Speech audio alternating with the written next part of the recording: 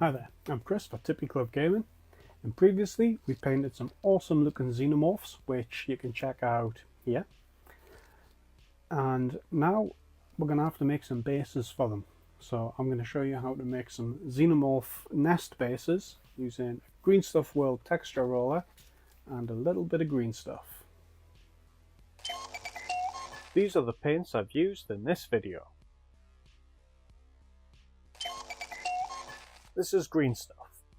It's a two-part epoxy putty, meaning that we have to combine the blue and the yellow bits to use it. Cut off a section. Here I cut off about 1.5 centimeters, which gives me enough for two bases, 25mm and a 35mm. Cut a small amount off where the two areas meet, because they'll have cured where they touch, so it'll give a hard chunk when mixing. Use water on your fingers to stop it from sticking while you mix it. Vaseline also works, but you'll have to wash your base before painting it if you use that. Combine the two parts until you get an evenly coloured green putty.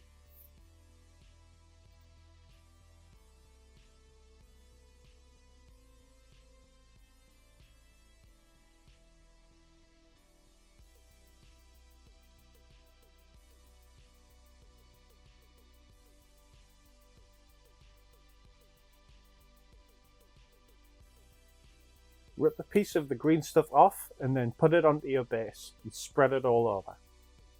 With water, and here I use the cutting mat, I get the green stuff nice and flat.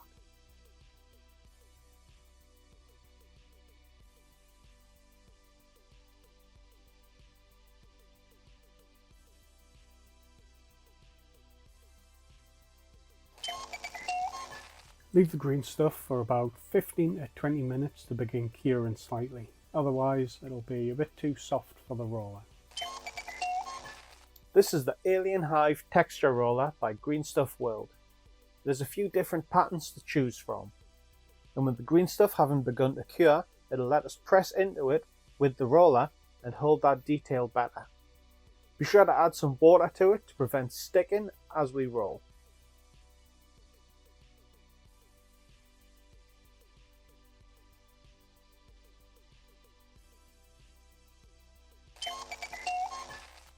Press the roller onto the base. I pull it back a little to get right up to the edge, then roll forward and apply an even pressure as I roll. If you're not happy with the section you chose to roll, you can still re-flatten the base and roll again. Or like here, where I didn't apply enough pressure and the base misses the detail.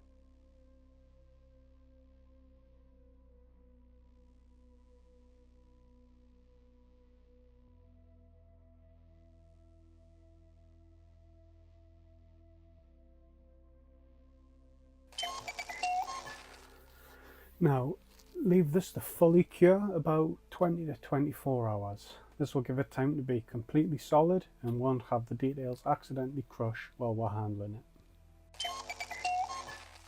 Now that the green stuff is cured, we can tidy up the edges with a craft knife if required. Then using a black primer, prime the base.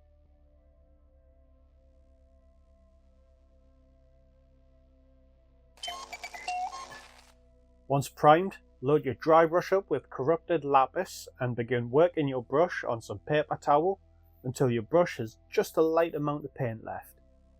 Begin brushing the top of the details on the base and gradually build up the colour.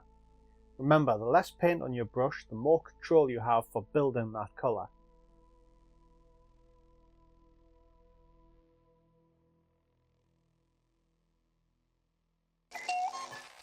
Loading up your brush with mermaid scale green like before, brush over the base again, but being very light over the details so we keep some of the blue visible.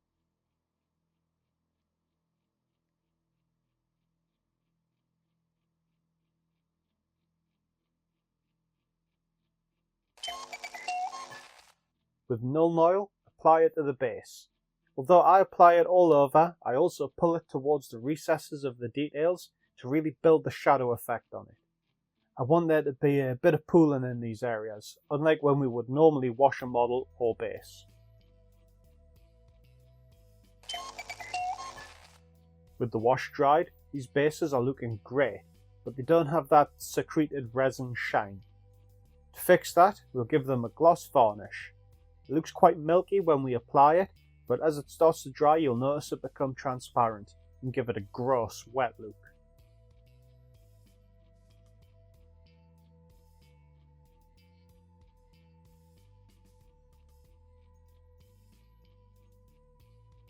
On these bases with the rounded crater looking bits, I applied a second coat of gloss to those specific areas. It gives the effect of them being a pool of liquid caught in them. It makes me think of the Alien Labyrinth comics.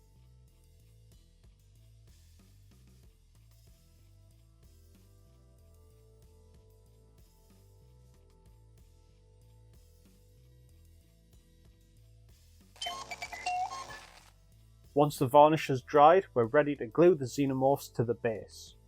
On the smaller base I'll add a facehugger. This middle one will have the scorched xenomorph, and the right hand one will have our albino hive drone. Since the role of the hive drone is to ensure the eggs are placed with the soon-to-be hosts, I add a spent facehugger at their feet, as though it had implanted the victim and died, dropping to the floor. Not wanting the glue to spill out from underfoot, creating a frosted effect, I apply a small amount of super glue to the feet using a paper clip, which gives me a lot of control over how much glue is used. This will be very helpful with the live facehugger's spindly legs, which could easily be flooded with glue if you apply directly from the bottle.